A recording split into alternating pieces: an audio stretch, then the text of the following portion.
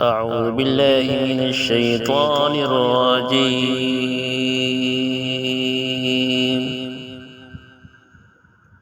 بسم الله الرحمن الرحيم.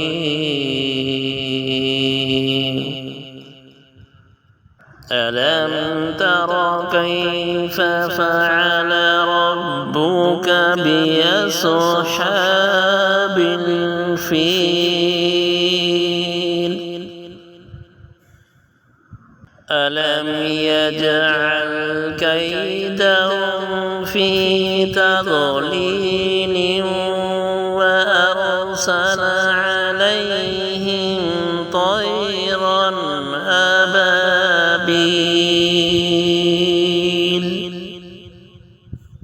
ترميهم بحجارة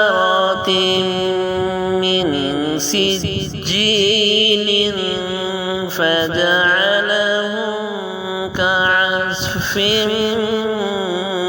مأكول.